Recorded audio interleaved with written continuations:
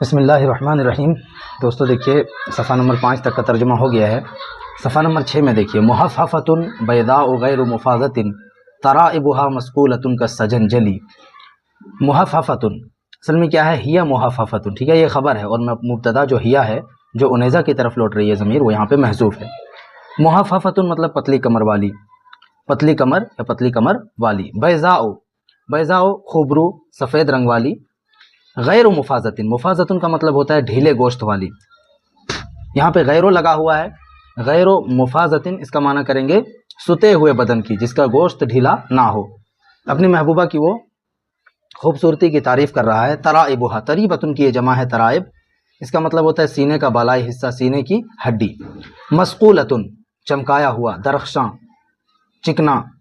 ثقل یثقل ثقلا وثقالا، روشن ہونا، لیکن مزین ہونا، چکنا ہونا، درخشاں ہونا۔ کا سجنجل، سجنجل آئینے کو بھی بولتے ہیں اور سونا کو بھی، ٹھیک ہے، چاندی کے ڈھلے ہوئے ٹکڑوں کو بھی کہا جاتا ہے۔ یہ رومی لفظ ہے سجنجل، آئینہ۔ معنی دیکھیے ہی محففتن، وہ محبوبہ پتلی کمر والی ہے۔ بیضاء خوبرو ہے، خوبصورت ہے، حسین و جمیل ہے۔ غیر مفاضتن ستے ہوئے بدن کی ہے، فربا نہیں ہے، موٹی نہیں ہے، ٹھیک ہے۔ محففتن یعنی ہی محففتن، وہ محبوبہ پتلی کمر والی ہے۔ بیضاء خوبرو ہے، خوبصورت ہے۔ غیر مفاضتن ستے ہوئے بدن کی ہے، موٹی نہیں ہے۔ ترائبها